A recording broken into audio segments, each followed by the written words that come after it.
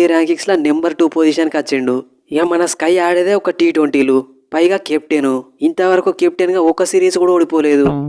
ఇంత మంచిగా సెట్ అయిన టీం ని ఎట్లా డిస్టర్బ్ చేయంటావే? ఇగో గంభీర్ బాబాయ్, మిగిలిన గురించి అయితే నాకు తెలియదు.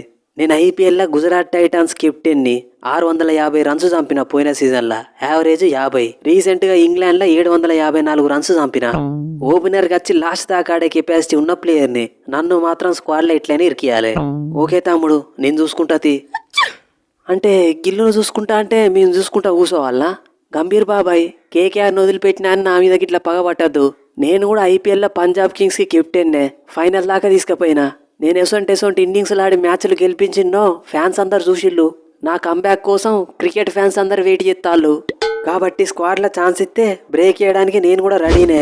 అయ్యారు తమ్ముడు, నేను తీసుకోకపోతే పాలిటిక్స్ అంటారు. సరేది, నిన్ను కూడా ఇరికిత్తా ఎట్నొకట్లా. గంభీర్ అన్న,